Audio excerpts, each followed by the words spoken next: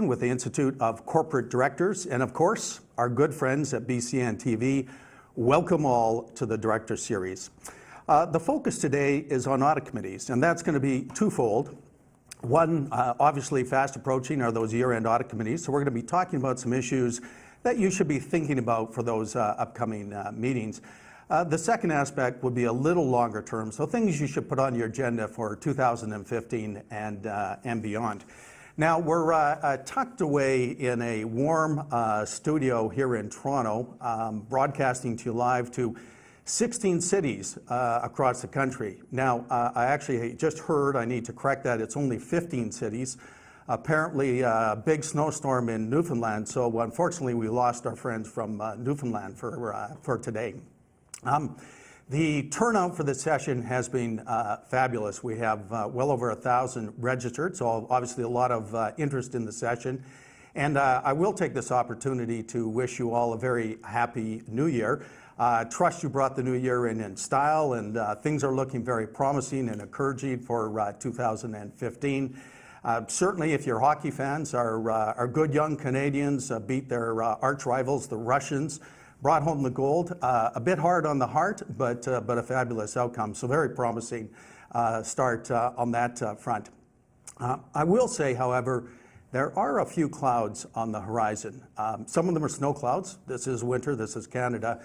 But other of those clouds relate to some of the issues in the global economy.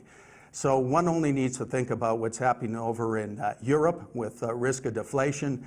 Of course, Japan's been fighting it for decades, and the big growth engine post-credit crisis with China, but now that is slowing down.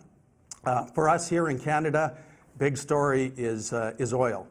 Oversupply, lowering demand, and of course the Saudis aren't turning off the taps, so that has very significant implications for us here in Canada, and certainly for the companies operating in that industry. I will say, amidst the clouds, there is a bit of sunshine coming through. There is the big juggernaut just south of us. I won't say it's firing on all cylinders, but some of the cylinders, and sounding some encouraging growth signs south of the border. So for those of you that export into that market, and you also benefit from the low loonie, obviously some good news. These are obviously some important issues that your boards and audit committees are going to need to be grappling and thinking about the risks and the opportunities as you go through your upcoming meetings. And we'll be talking a bit more about those as we go along in our session. Let's take a look at our agenda for today. And you know, just like I presume your agendas for this year-end audit committee meeting, they're jam-packed. Our agenda today is jam-packed with lots of good information as you work through your year-end audit committee meetings. The first topic we'll be touching on is audit quality.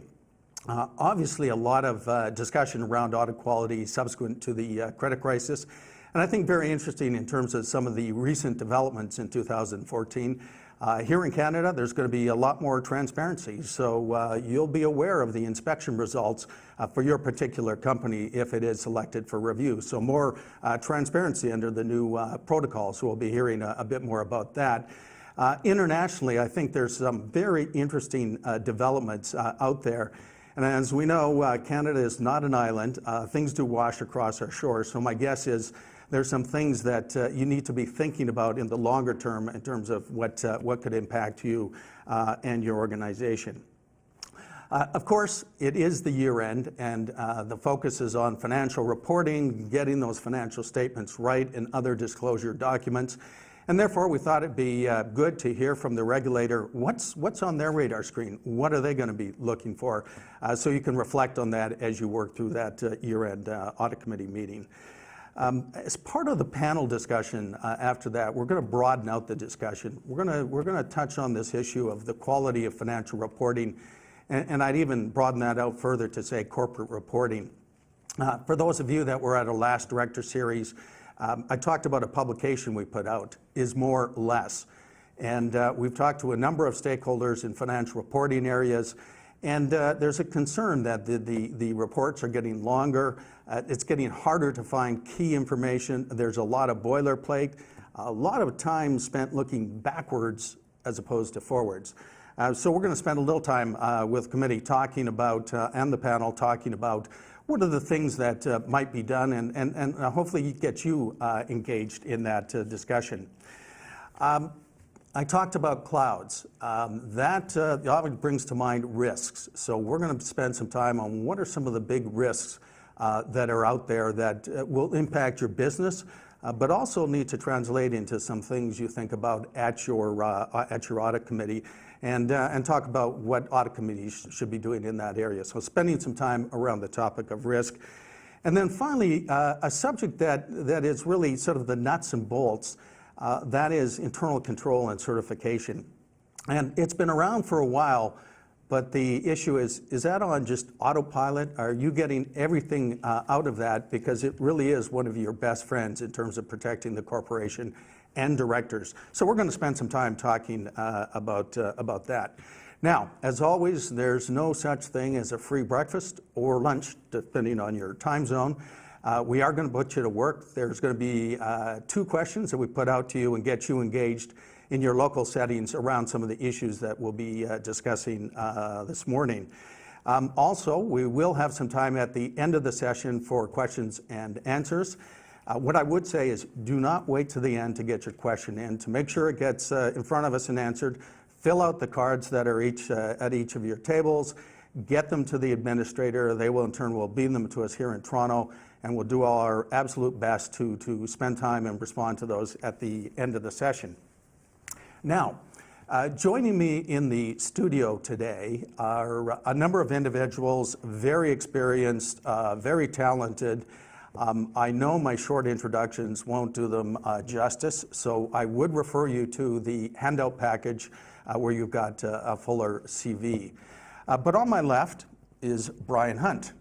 Brian is the CEO of CPAB, which stands for the Canadian Public Accountability Board, which oversees the auditors in terms of the work they do for public companies here in Canada.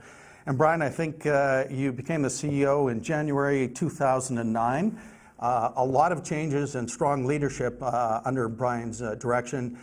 Clearly the topic we're going to be talking about today, a big push around audit, upping the game on audit quality. Also programs to reach out and talk to audit committees to help them in this process. He's also very much tied into the international group of audit regulators and chairs their policy working group. Now, I think there is a history before CPAB, Brian, so I understand CPA Ontario, where you were the president of the Canadian Automobile Association, and prior to that, the president of a couple companies in the private sector. So a lot of experience. Brian, we had you here somewhat last year in a clip.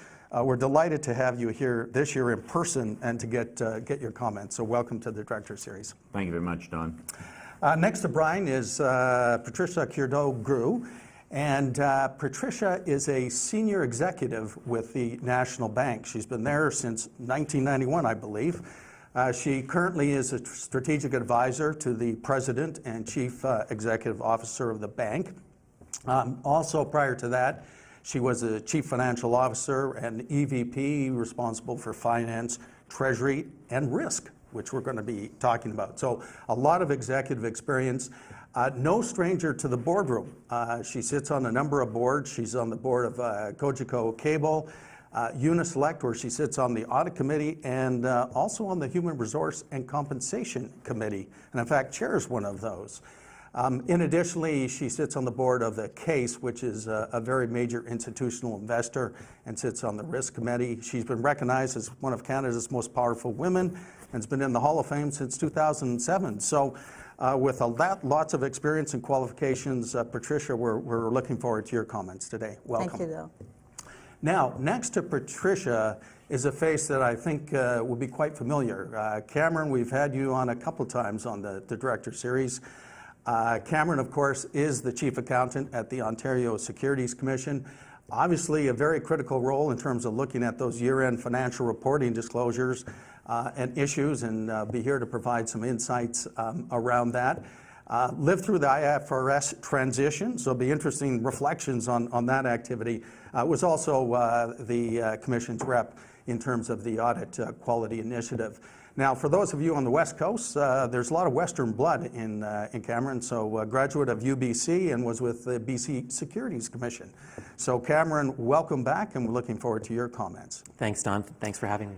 Now, last but certainly not least is a face I know many of you will recognize. That is Jim Goodfellow. Jim was formerly a vice chair of Deloitte. In that capacity, he looked after a number of major corporate entities, and always a true passion for corporate governance. I must say he was the founder and moderator for the Director Series. So if Jim jumps in and takes over moderation today, you'll know he comes by it honestly. Certainly on the governance front, a lot of speaking, a lot of books written, with Maureen Sabia, Spotlight in their Integrity in the Spotlight, which is a great read for audit committees. And recently he's done something on internal control and certification, which we'll be talking about today. Now, when he left Deloitte, it wasn't retirement. He